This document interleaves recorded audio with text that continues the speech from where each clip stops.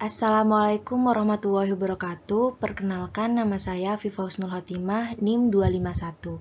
Di sini saya akan membahas tentang etik, legal liability, and client acceptance, atau kita bisa sebut sebagai etika, tanggung jawab hukum, dan penerimaan klien. Dalam proses audit dalam fokus membahas tentang tujuan bab ini, yaitu untuk memberikan gambaran umum tentang lingkungan audit saat ini, dengan mempertimbangkan prinsip-prinsip dasar etika profesional.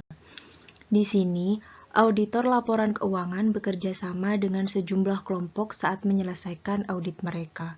Kelompok tersebut termasuk pemegang saham klien, dewan direksi, komite audit, dan auditor internal, terlepas dari manajemen dan staf klien mereka.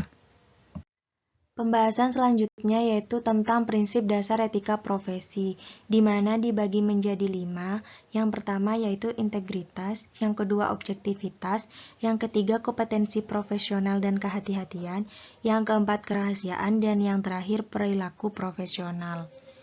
Untuk yang pertama yaitu integritas. Integritas ini mengacu kepada kewajiban bahwa semua anggota badan profesional harus berterus terang dan berlaku jujur. Anggota di sini tidak boleh secara sengaja dikaitkan dengan laporan, pengembalian, komunikasi, atau informasi lain di mana anggota percaya bahwa informasi tersebut berisi tentang pernyataan material yang salah atau menyesatkan. Yang kedua, berisi pernyataan atau informasi yang diberikan secara sembarangan. Yang ketiga, menghilangkan atau mengaburkan informasi yang perlu disertakan jika kelalaian atau ketidakjelasan tersebut akan menyesatkan. Yang kedua ada objektivitas. Objektivitas ini mengacu pada kewajiban bahwa semua anggota badan profesional tidak mengizinkan perasaan pribadi mereka untuk mempengaruhi penilaian profesional mereka. Ketika seorang anggota percaya bahwa objektivitasnya sedang terganggu, maka mereka harus menghentikan layanan yang relevan. Yang ketiga, kompetensi profesional dan kehati-hatian. Mengacu pada kewajiban bahwa semua anggota mempertahankan pengetahuan dan keterampilan mereka pada tingkat yang diisyaratkan oleh badan profesional. Pencapaian kompetensi berasal dari pendidikan dan pengalaman kerja. Yang keempat, kerahasiaan. Kerahasiaan ini mengacu pada kewajiban semua anggota badan profesional untuk menahan diri, tidak mengungkapkan informasi kepada orang luar tempat mereka yang sedang dipelajari sebagai hasil dari pekerjaan mereka. Anggota harus menjaga kerahasiaan termasuk dalam lingkungan sosial. Dan yang terakhir adalah perilaku profesional. Perilaku profesional ini mengacu pada kewajiban bahwa semua anggota badan profesional mematuhi peraturan dan perundang-undangan. Bahkan untuk memastikan bahwa mereka tidak merusak reputasi profesi, anggota harus jujur dalam mewakili klien saat ini dan calon klien. Berbicara tentang kemandirian. Kemandirian ini sangat penting ketika mematuhi prinsip etika untuk bertindak dengan integritas dan objektivitas. Independensi adalah fundamental untuk setiap audit dan harus ditaati oleh setiap auditor perusahaan yang terdaftar. Menurut APES 110, pasal 290 ada 2 bentuk kemerdekaan. Yang pertama yaitu kemandirian pikiran. Kemandirian pikiran adalah kemampuan untuk bertindak dengan integritas, objektivitas, dan skeptisisme profesional. Yang kedua ada kemandirian dalam berpenampilan.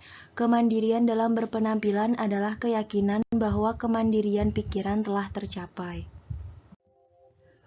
Pembahasan selanjutnya yaitu mengenai ancaman terhadap kemerdekaan.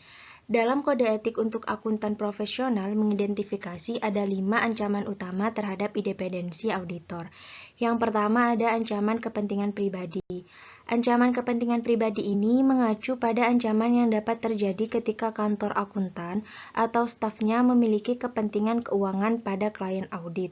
Yang kedua ada ancaman peninjauan sendiri, yang mengacu pada ancaman yang dapat terjadi ketika tim jaminan perlu membentuk opini tentang pekerjaan mereka atau pekerjaan yang dilakukan oleh orang lain di perusahaan mereka. Selanjutnya ada ancaman advokasi.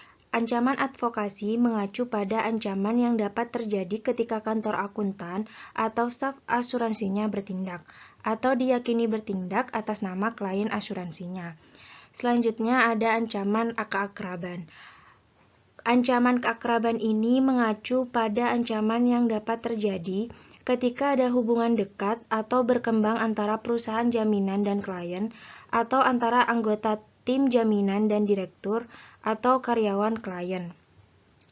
Dan yang terakhir yaitu ada ancaman intimidasi. Ancaman intimidasi ini mengacu pada ancaman yang dapat terjadi ketika tim jaminan merasa terancam oleh staf atau direktur klien, yang mengakibatkan anggota tim tidak dapat bertindak secara objektif, karena percaya bahwa jika mereka melakukannya, mungkin ada konsekuensi negatif berdasarkan ancaman yang diterima. Selanjutnya kita membahas tentang hubungan auditor dengan orang lain yang dibagi menjadi 4. Yang pertama ada auditor dan pemegang saham. Auditor eksternal memiliki tanggung jawab untuk memberikan pendapat atas kebenaran dan kewajaran dari laporan keuangan yang disiapkan oleh klien mereka. Laporan audit ditunjukkan kepada pemegang saham, di mana pemegang saham diakui sebagai penerima utama laporan keuangan dan laporan audit terlampir. Yang kedua ada auditor dan dewan direksi.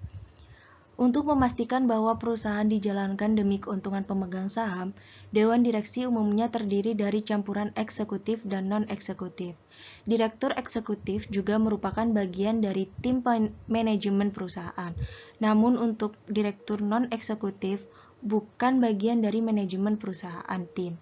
Yang ketiga ada auditor dan komite audit.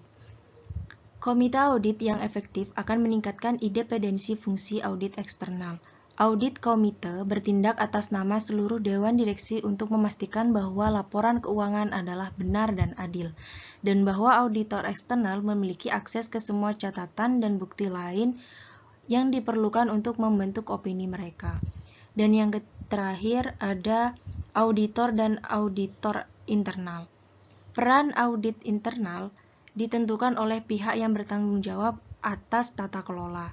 Idealnya, audit internal ini memiliki fungsi yang tidak pernah bisa sepenuhnya independen dari perusahaan, mempertimbangkan berbagai karakteristik audit internal, termasuk objektivitas, kompetensi teknik, dan kehati-hatian audit internal.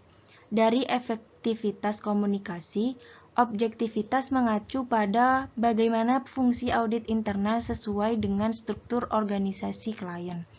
Kompetensi teknis mengacu pada keterampilan, pelatihan, dan kemampuan tim audit internal.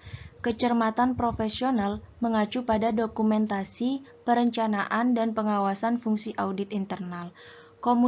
Komunikasi antar audit internal dan eksternal dicapai melalui penjadwalan rapat rutin, harus bebas berkomunikasi tanpa campur tangan dan manajemen atau staf. Selanjutnya kita membahas tentang tanggung jawab hukum. Seperti yang kita ketahui, dalam bab 1 kita menjelaskan bahwa auditor eksternal harus berhati-hati saat melakukan sebuah audit. Bab ini dibagi menjadi 4. Yang pertama adalah tanggung jawab hukum kepada klien. Hukum tort adalah badan hak, kewajiban, dan pemulihan yang diterapkan oleh pengadilan dalam proses perdata untuk memberikan pertolongan bagi orang-orang yang menderita kerugian dari tindakan orang lain. Yang kedua adalah kelalaian kontributif.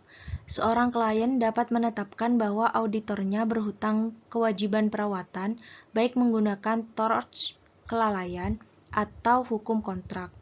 Yang ketiga ada tanggung jawab hukum kepada pihak ketiga. Menetapkan bahwa auditor memiliki kewajiban perhatian kepada pihak ketiga tidak mudah. Pihak ketiga termasuk siapapun selain klien dan pemegang saham yang menggunakan laporan keuangan untuk membuat sebuah keputusan. Contohnya seperti kreditor. Yang keempat yaitu penghindaran litigasi. Ada beberapa cara agar auditor dapat menghindari litigasi. Yang pertama, mempekerjakan staf yang kompeten. Yang kedua, melatih staf dan memperbarui pengetahuan mereka secara teratur. Yang ketiga, memastikan kepatuhan terhadap peraturan etika. Yang keempat, memastikan kepatuhan dengan peraturan audit. Yang kelima, menetapkan kebijakan dan prosedur yang memastikan. Yang keenam, bertemu dengan komite audit klien untuk membahas masalah signifikan apapun yang diidentifikasi sebagai bagian dari audit. Dan yang terakhir, menindaklanjuti setiap kelemahan signifikan dalam prosedur pengendalian internal klien sebelumnya audit tahun. Dalam bab terakhir ini, saya akan menjelaskan tentang keputusan penerimaan dan kelanjutan klien. Tahapan pertama setiap audit yaitu melakukan penerimaan klien atau keputusan lanjutan. Hal ini dibagi menjadi 3 bagian. Yang pertama yaitu melibatkan penilaian integritas klien. Yang kedua, informasi yang relevan dengan penerimaan klien atau keputusan lanjutan. Hal ini dapat ditemukan melalui komunikasi dengan auditor sebelumnya atau komunikasi dengan personel klien. Yang ketiga atau tahap terakhir dalam penerimaan klien dan proses keputusan lanjutan melibatkan sebuah persiapan surat pertunangan. Sebuah surat pertunangan disiapkan oleh auditor dan pengakuan diedit oleh klien sebelum dimulainya audit. Hal ini adalah sebuah bentuk kontrak antara auditor dengan klien. Sekian pembahasan tentang chapter 2 ini. Saya Afifah Husnul Khotimah. Apabila ada salah, saya memohon maaf. Wabillahi taufik wal hidayah. Wassalamualaikum warahmatullahi wabarakatuh.